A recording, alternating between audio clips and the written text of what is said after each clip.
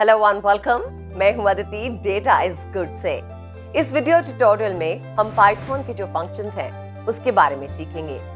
Functions जैसे कि default parameters, positional arguments और कीवर्ड आर्ग्यूमेंट्स को इस वीडियो ट्यूटोरियल में बहुत ही क्लियर और सिंपल वे में समझाने की कोशिश करूंगी। इस वीडियो ट्यूटोरियल में हर फंक्शन को मैंने कई एग्जांपल्स यूज करके समझाया है, जिसके आपको सारे कॉन्सेप्ट्स परफेक्टली और क्लियरली समझ में आएंगे। इसलिए इस वीडियो को एंड तक जरूर देखें। इस ट्यूटोरियल में हमने जो कोर्स मटेरियल यूज किया है उसे डाउनलोड करने के लिए आपको डिस्क्रिप्शन बॉक्स में इसका लिंक मिल जाएगा, जिससे कि आप material free of cost download कर पाएंगे। अगर आप हमारे चैनल में नए हैं तो प्लीज हमारे चैनल को सब्सक्राइब करें और बेल आइकन को भी दबाएं। जब भी कोई नया वीडियो अपलोड होगा उसका नोटिफिकेशन आप तक तुरंत पहुंच जाएगा। तो चलिए शुरू करते हैं इस ट्यूटोरियल को।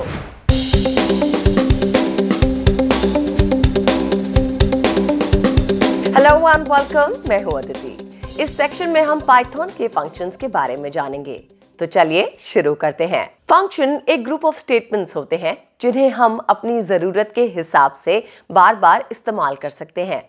किसी भी फंक्शन को यूज करने के लिए हमें फंक्शन को उसके सारे रिक्वायर्ड आर्गुमेंट्स के साथ कॉल करना होगा। चलिए देखते हैं फंक्शंस को कैसे डिफाइन किया जाता है।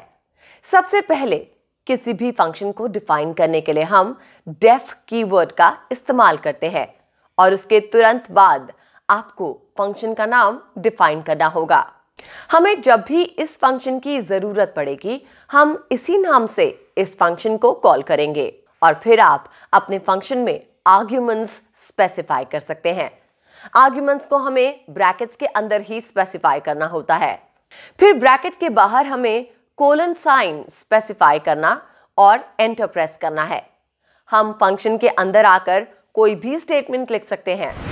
याद रखिए कि आप अपने फंक्शन के बॉडी को एक इंडेंट के साथ लिखेंगे। अगर आप सेम इंडेंट नहीं देंगे या फंक्शन की बॉडी को इंडेंट नहीं करेंगे तो आपको इंडेंटेशन एरर मिलेगा और आप अपने इस फंक्शन को रिटर्न स्टेटमेंट के साथ एंड करेंगे। लेकिन रिटर्न हम तभी यूज करेंगे जब हम कोई वैल्यू रिटर्न करना चाहते हैं, और अगर हम कोई वैल्यू रिटर्न नहीं करना चाहते हैं तो हम रिटर्न स्टेटमेंट का इस्तेमाल नहीं करेंगे। फंक्शन को डिफाइन करने का सिंटैक्स कुछ इस तरह का होता है। यहां हमने एक फंक्शन क्रिएट किया है जो दो नंबर्स के एडिशन के लिए बनाया गया है। हमारे इस फंक्शन का नाम बाय फंक्शन है। हम इस फंक्शन में कोई आर्ग्यूमेंट्स पास नहीं कर रहे हैं। फिर हम इस फंक्शन की डेफिनेशन को कोलन से एंड कर देंगे। अब बात करते हैं इस फंक्शन की बॉडी के बारे में। यहां हमने एक इंडेंट दिया है, फिर हम a और b की वैल्यूज डिफाइन कर रहे हैं और हमने फिर एक और एक वेरिएबल c लिया है जिसमें हम a और b की एडिशन की वैल्यू को स्टोर करेंगे। फिर हम रिटर्न स्टेटमेंट लिखेंगे जो हमारे फंक्शन का लास्ट स्टेटमेंट है।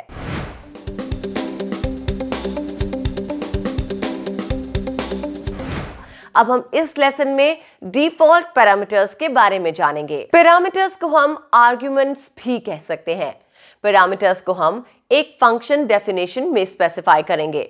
आप अपने फंक्शन में कितने भी पैरामीटर्स स्पेसिफाई कर सकते हैं। दो आर्ग्यूमेंट्स को हम कॉमा से सेपरेट करते हैं। यहां हमने myfunc फंक्शन डिफाइन किया है जिसमें हमने दो पैरामीटर्स a और b को डिफाइन किया और हम इस फंक्शन की बॉडी को रिटर्न स्टेटमेंट से एंड करेंगे। अब हम जब भी इस फंक्शन को कॉल करेंगे तो हमें साथ में फंक्शन के दोनों पैरामीटर्स को भी स्पेसिफाई करना होगा। कुछ इस तरह से myfunc जिसका रिजल्ट होगा 13 यानी 13। अब हम इस एग्जाम्पल को मॉडिफाई करेंगे। यहां हमने b की वैल्यू 4 डिफाइन की है। यहां पर हम b को डिफॉल्ट पैरामीटर कहेंगे क्योंकि हमने b को एक वैल्यू ऑलरेडी स्पेसिफाई कर दी है। इसका मतलब है कि अगर हम अपने फंक्शन में b की वैल्यू स्पेसिफाई नहीं करते हैं तो हमारा फंक्शन b के डिफॉल्ट वैल्यू का इस्तेमाल करेगा। myfunc 5, यहां हमारा फंक्शन a की वैल्यू 5 लेगा और b की वैल्यू 4 लेगा और रिजल्ट में 20 रिटर्न करेगा यानी 20 रिटर्न करेगा। और अगर हम myfunc 5 6 लिखेंगे तो हमारा फंक्शन a की वैल्यू 5 लेगा और b की वैल्यू 6 लेगा, ना कि 4, और हमारे इस फंक्शन का आउटपुट 30 होगा। इन दोनों एग्जाम्पल्स को देखकर आपको ये समझ में आ गया होगा कि डिफॉल्ट पैरामीटर की वैल्यू को फंक्शन सिर्फ तब ही कंसिडर करता है जब हमारे फंक्शन में उसकी वैल्यू स्पेसिफाइड नहीं होती। फॉर एग्जाम्पल, अब इस फंक्शन को कॉल करेंगे func 5 2 3। यहाँ a की वैल्यू होगी 5, b की वैल्यू होगी 2 और c की वैल्यू होगी 3। लेकिन जब हम func 4 5 फंक्शन कॉल करेंगे तब पाइथन समझ नहीं पाएगा कि b की वैल्यू 4 है या c की वैल्यू। इसलिए जब भी हम डिफॉल्ट पैरामीटर असाइन करेंगे उसके बाद से सारी वैल्यूज भी डिफॉल्ट पैरामीटर्स होने चाहिए, ये एक रूल है। अब अगर हम फंक्शन कॉल कुछ ऐसे करेंगे तो कोई प्रॉब्लम नहीं होगी। अब पाइथन a की वैल्यू 4 असाइन करेगा, b की वैल्यू 5 करेगा, और क्योंकि हमने c की कोई वैल्यू नहीं दी तो हमारा फंक्शन c की वैल्यू को डिफॉल्ट वैल्यू असाइन करेगा।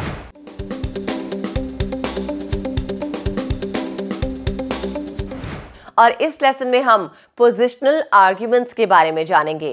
पोजिशनल आर्ग्यूमेंट्स ऐसे आर्ग्यूमेंट्स होते हैं जिसे हमें प्रॉपर पोजीशन या ऑर्डर में स्पेसिफाई करना होता है। आर्ग्यूमेंट्स को जब प्रॉपर पोजीशनिंग या प्रॉपर ऑर्डर में स्पेसिफाई किया जाता है तब उसे पोजिशनल आर्ग्यूमेंट्स कहते हैं। फर्स्ट पोजिशनल आर्ग्यूमेंट को हम पहले लिखेंगे और दूसरे पोजिशनल आर्ग्यूमेंट को दूसरे।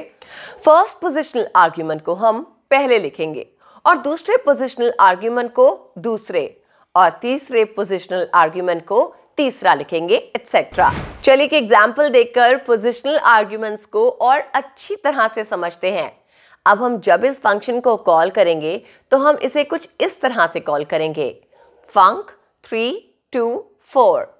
हमारा पहला आर्ग्यूमेंट 3 a को असाइन होगा, 2 b को और 4 c को असाइन होगा। एक और एग्जाम्पल देखते हैं। चलिए हम इस फंक्शन को कॉल करते हैं।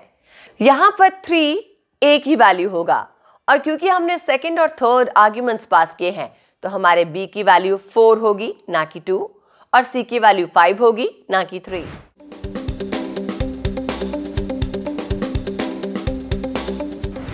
इस लेसन में हम कीवर्ड्स आर्ग्यूमेंट्स के बारे में बात करेंगे। कीवर्ड आर्ग्यूमेंट एक ऐसा आर्ग्यूमेंट है जिसे हम फंक्शन में आर्ग्यूमेंट की तरह पास करते हैं।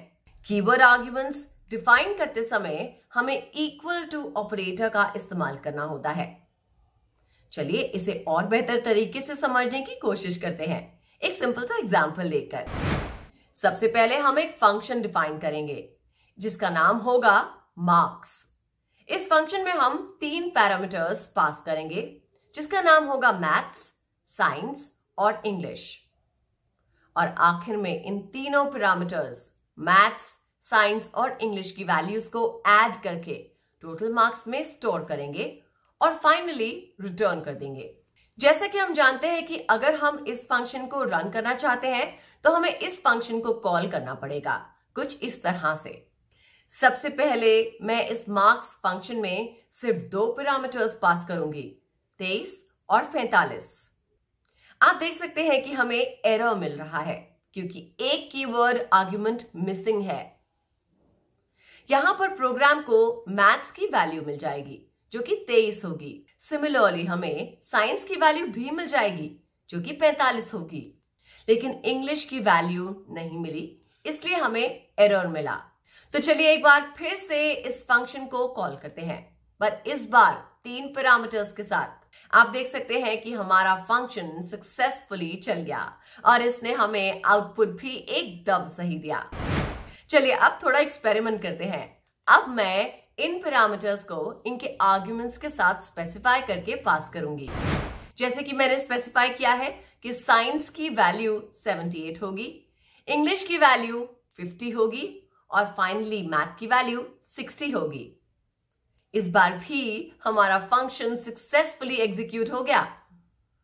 चलिए इस बार इन आर्ग्यूमेंट्स की पोजीशन चेंज करके इन्हें एग्जीक्यूट करने की कोशिश करते हैं। आप देख सकते हैं कि इस बार भी हमारा फंक्शन सक्सेसफुली एग्जीक्यूट हो गया। अब जब हम जान ही गए हैं कि हम इन आर्ग्यूमेंट्स को किसी भी ऑर्डर में स्पेसिफाई कर सकते हैं, तो चलिए ये जानने की कोशिश करते हैं कि क्या हम इनमें से पैरामीटर्स को बिना आर्ग्यूमेंट्स के साथ स्पेसिफाई कर सकते हैं। उसके लिए हमने इस एग्जाम्पल को लिया है। आप देख सकते हैं मैंने सबसे पहले 40 स्पेसिफाई किया, पर मैंने ये स्पेसिफाई नहीं किया कि ये वैल्यू मैथ्स के लिए है।